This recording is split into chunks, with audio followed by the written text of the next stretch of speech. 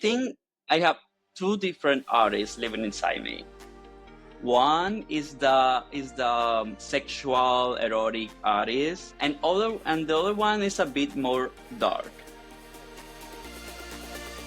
Rene Farias is a Cuban artist known for his unique style that blends classical mythology with contemporary artistic techniques. His work explores themes of transformation, identity, and the mythological archetypes that shape human experiences. Farias uses color, intricate detailing, and surreal compositions to create a dreamlike atmosphere that draws viewers into his narrative worlds. His art is heavily inspired by mythology, especially Greek and Latin American myths, which he reinterprets through a queer lens. His compositions often depict figures in symbolic situations surrounded by rich, otherworldly landscapes. Farias's work can be compared to contemporary mythological painters, but always with a distinctly personal and modern touch. And now, I'm honored to welcome Rene Farias today as we dive into his creative process, the stories behind his most captivating pieces, and how he's redefining mythology for a new generation.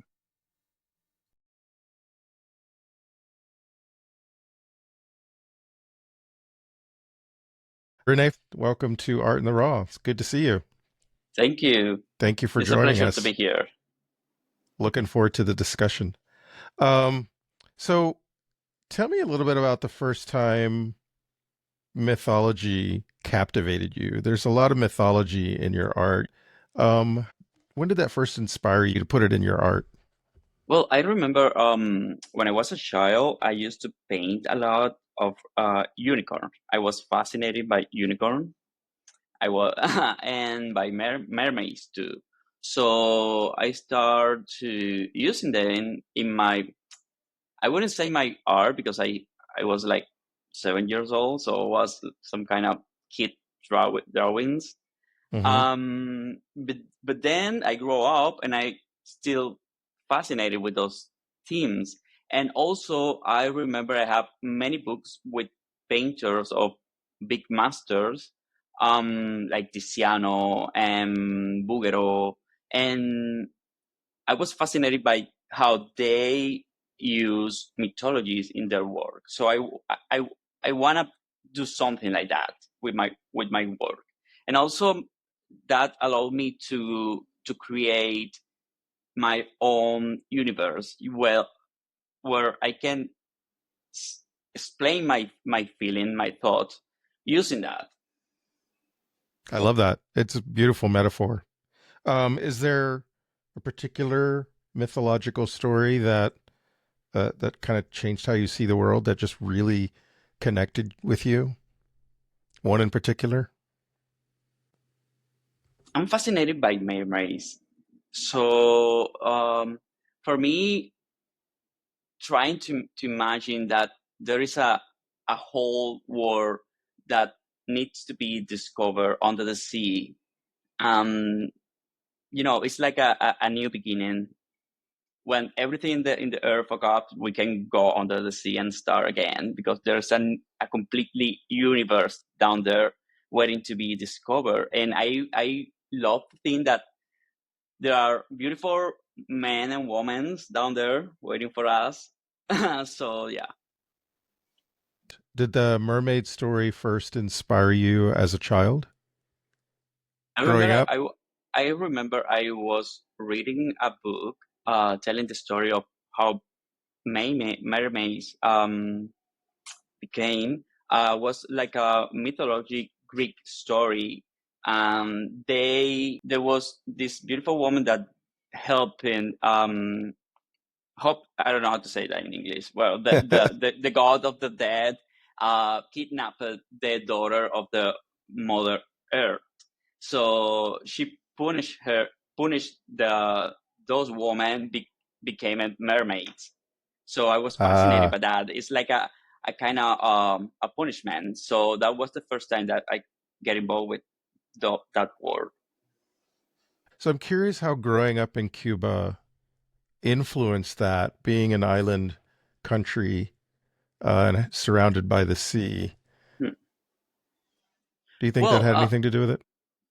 um, I don't think so. Actually, no. Actually, funny. Funny detail, I don't like the sea. Oh, I but mean, you I love don't like mermaids. yeah, I don't like go to the beach. I don't like the sun. I don't like the sand. I prefer go to the pool, but I love mermaids. But in Cuba, no, not really. When I was a child, art in Cuba was and still really involved with politics.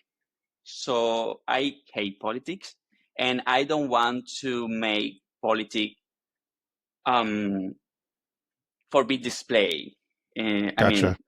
exactly. And also, my feelings with the government in Cuba are not in the same level, and I don't want to be part of that role. So, Understood. Do you think that influenced your work at all growing up in Cuba? I was influenced. I mean, Cuba is a really, really, really rich country about culture because we have influence from African lands and from Europe lands and from China and from England. And we have a mix of different cultures there, Hmm. but also the Yoruba religion is really rich in Cuba. And that I think the Yoruba religion is the most significant part of Cuba culture in my art. How do you think being a gay man influences how you interpret mythology? Oh, it's amazing because most of the mythology themes are naked people. And as a gay man, what is the best way to do with naked man?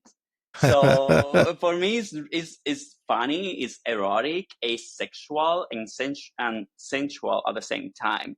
And it's really easy for me. I mean, draw naked people is like my full day.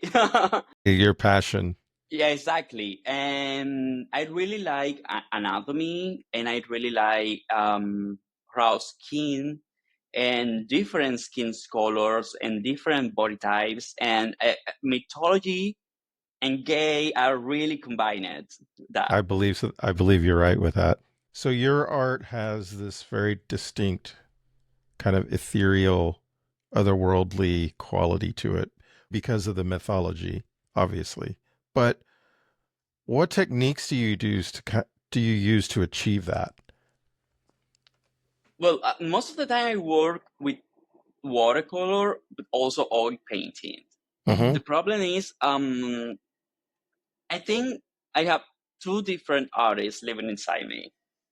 Hmm. One is the sexual erotic artist, and the other one is a bit more dark. So for watercolor, I like to explore. I like to work with the erotic one. Hmm. So it's a completely different universe when I work with watercolor, or the color, the textures, the subjects too. But when I use oil painting, I like to be more classic, but in the dark way. I like the high contrast between lights and shadows, and I like really touching themes.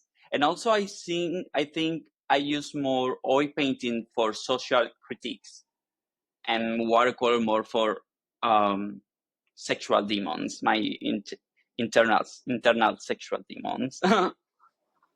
So tell me about the social critiques. What social critiques are you talking Well, about in your art? most of the times I'm really involved with the cause of my people in Cuba, with Hmm. the freedom of my country. So that's what I really focus when I try to make social critique. I believe each artist has a really strong power if you know how we use it to communicate and to let it know people from around the world using social media what's happening. And sometimes it's important that people know the truth that our people are living. So I try to help using my work, using my art. But also I am sometimes I use social critique too with watercolor more, but more focuses on the gay community. Mhm. Focus on the themes like people living with HIV and all the rejects that they suffer.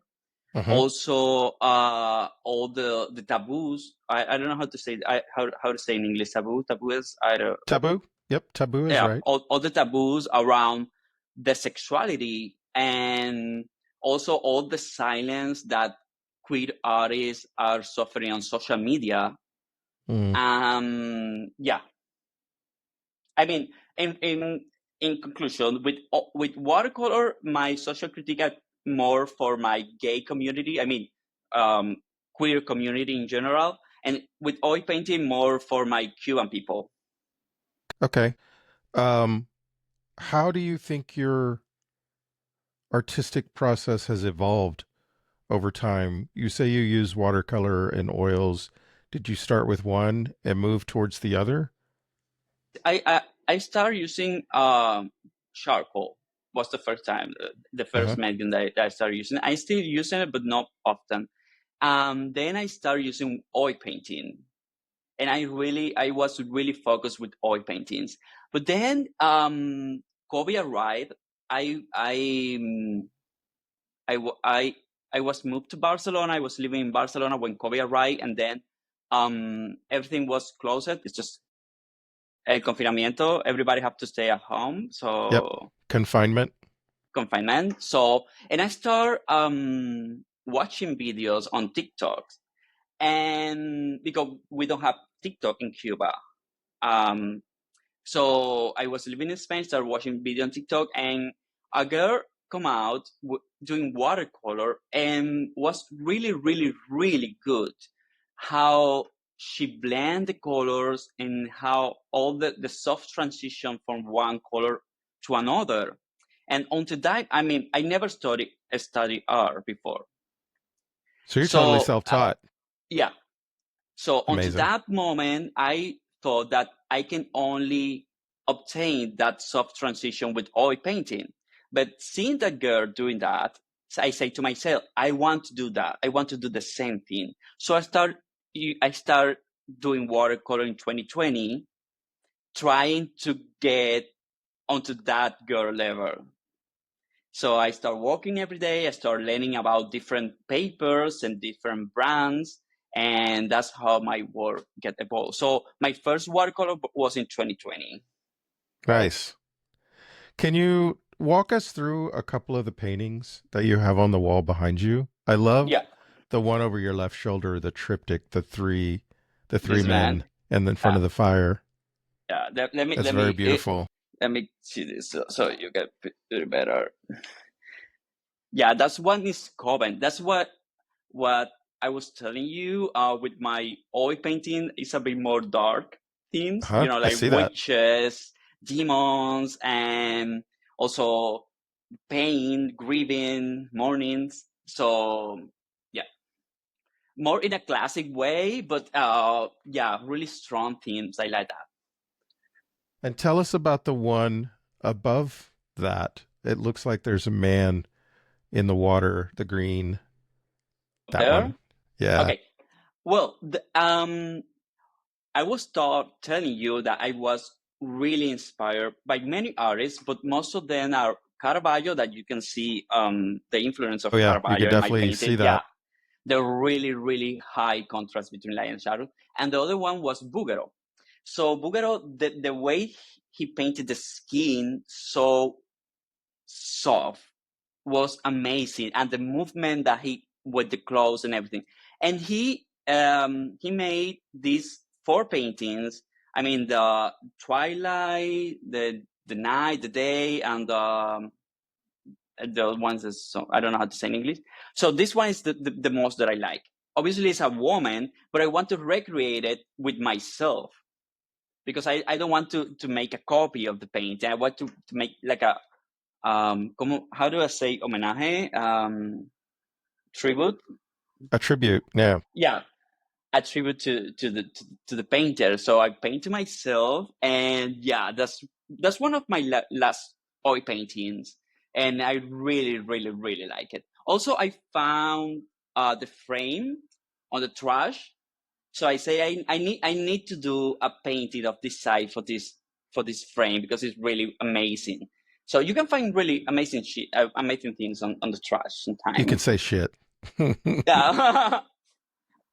So you mentioned that you are in that painting, that you used yourself as a model.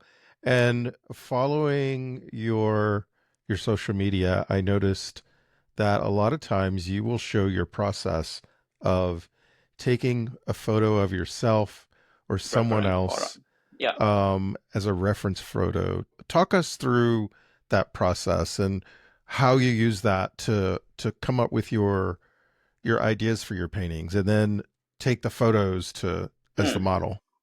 Well, I mean, all is about social media. When I used to start painting, I I tell this to everybody. It's okay to use reference. I mean, people think that artists can paint from imagination, and you can do, but if you use a reference, you can get a better point of view of light, shadows, Hmm. contrast, muscles, and everything. And when I start, I mean, I remember I used to have like no more than 2,000 followers on Instagram. Right now, I have like, I mean, the numbers on English are really hard for me. But what Say it in I have, Spanish. Okay. but I used to have so low followers in Instagram, and I never post any of my paintings before because I used to paint, for hobby. But and then I start seeing photos on Pinterest and Twitter, and I like the photos, and I use the photos for reference. And that went well until I start getting more followers. And when I start getting more followers, I, I start getting more views. And sometimes the people of the photo get noticed that I used those photos for a painting. And most of the time they are really happy with that. But there are some people at that moment that get really mad because I have to ask him before, and that's true. But I mean, that was a picture that I found on the internet. I didn't know how to contact you. So from that moment, I decide when I don't have the permission to use some photo, I start to use myself as a reference.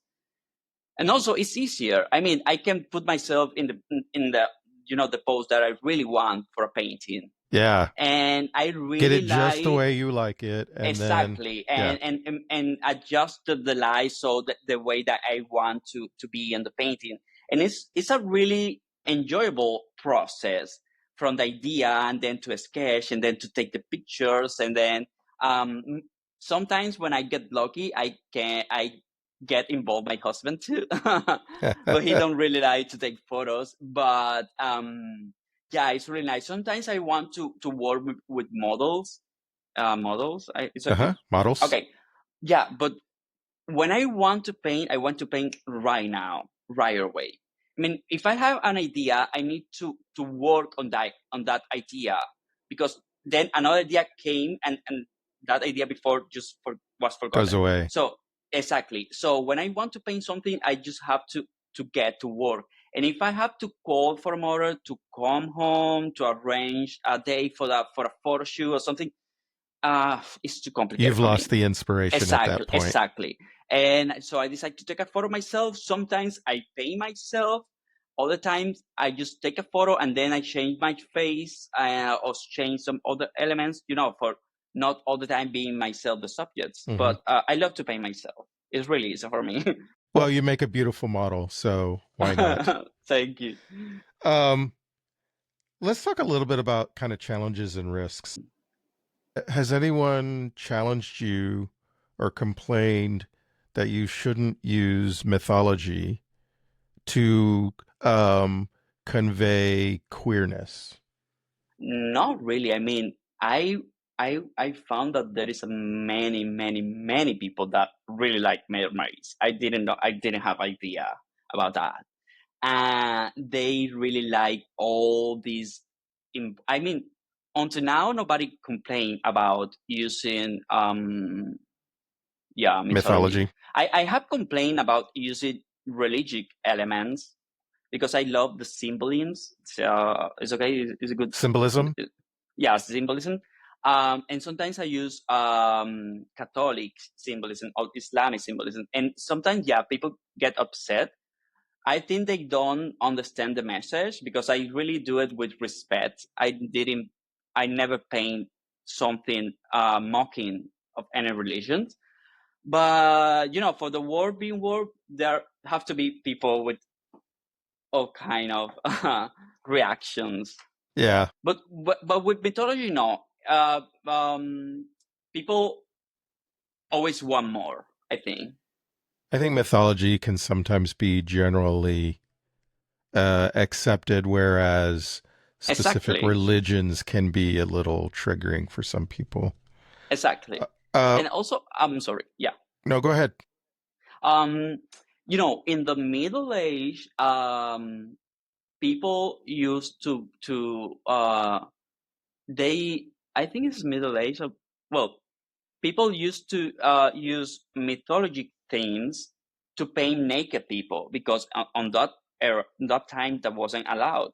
But if you say that you were painting a mythology theme with people, I mean, not completely naked, but showing more skin that allow it, was like, they use that pretext. And I think today, when you paint naked man, because that's the most thing I paint, naked man, and I say, it's like a mythology things. I mean, I'm also in some Facebook groups, and sometimes people are more receptive when our mythology themes with naked man, that if you paint a naked man, just to paint the naked Just a naked naked man. man. Exactly. It's more accepted if it's mythology than if it's Exact. just a simple picture of a naked man. Exactly. And I want to be clear. I don't paint for being accepted. I don't care what people say. It's just a detail to add. Yeah, I love that. You don't care what people say. Yeah. I think artists shouldn't. And early in my photography career, I was worried about how a photo I printed would be received. And my photography mentor looked at me and said, "Oh, you're still in that phase where you're worried about what people think about your Hmm. art." Hmm. And that stuck with me. Well, I think Is I think I think all the artists have to pass through that phase, oh, and then agreed. we evolve. Is there a particular piece that you've created that kind of was a breakthrough piece for you, one that really marked a change in how you approached your art? Well, I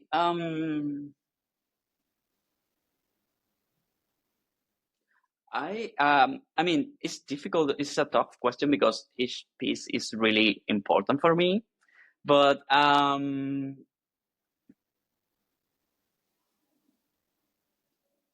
my God. Well, I'm working in this piece right now. Let me show you. Um, and Wow. this is really touching for me because it's the reality of most of my people in Cuba that get into the sea trying to looking for freedom, and sometimes they die on the sea. So this is really touching, a really Yeah, touching piece for me. Yeah, so I think this is the most, yeah. that looks very powerful. Um, if you could have one of, well, this is an interesting question I had written down, but given our conversation around the mythology, I'm wondering how pertinent the question is. If you could have one of your pieces placed in a historical setting, like a museum or a temple, where would it be? And I guess, how does the mythology play in your answer to that question? Well, if I have to choose one, I definitely would choose this one here, Uh-huh. or this one here in the middle. Um, I'm really happy with this result, and I I'm really into all that mythology thing about coven and witches and Salem and um I think the wishmen are witchcraft. How do I say when a witch is a man? And Sometimes people say warlock for a okay, man who yeah, is a witch. yeah, and yeah, I like the idea of men naked dancing around a fireplace and free in the forest, and yeah, and yeah, I think this uh mark a before and after of me as a working with oil painting and mythology themes. Is there a myth that you haven't tackled yet that you're excited to explore? I mean, what is a myth? Is there a myth or a mythology that you haven't Um, tackled that you're well, excited to? maybe. I mean, I really try to explore everything, and I'm I'm I'm trying to find new theme and subjects every day. But I mean, mythology is really uh, I mean, obviously there all these China's mythology with all the demons and everything, and the Nordic mythology too. So I want to war with that too. I would love to see that, Yeah, like an Asian mythology built yeah, into. that would be amazing. Yeah. Uh, what's next for Renee? Um, I'm really trying to make more expos. I really enjoy the feeling. I mean, funny detail. I used to live in Spain for like 4 years, Hmm. and I never do an expo. And I'm going to speak from my experience. So from my experience, it's really complicated to get opportunity as an artist in Spain. Interesting. It's really complicated to get into a gallery. It's really complicated to sell pieces. And people like art, but I don't know. From my experience, I never do an expo, and I text to many galleries and many locals. I mean, restaurant. I even want a gallery for a restaurant or a cafe or something. And yeah, it was really complicated. And since I arrived to the United States, especially to Miami, many offers doors were open. I mean, the opportunities for artists here in Miami are insane, and people are really open to help you. Um, I really enjoyed the feeling of show your work and people came to your place, and you can see in their eyes that they are really liking what they are seeing, and they asking you about how do you create this, how, what do you want to say with this, and speak with the public, with the potential clients. I really like that, so I'm really focused on do more shows, and I'm really focused on someday get into Provincetown to show in Mm. Provincetown. So I really want to go there. Um, but well, I only have 1 year here in the United States. So You'll get there. I have faith. All right. So to close out our discussion, let's turn up the heat and get to some real raw truth. okay, These are 10 questions made famous by James Lipton on Inside the Actors Studio, and they've been slightly updated for queer artists. So, you ready? great. What is your favorite artistic medium or tool?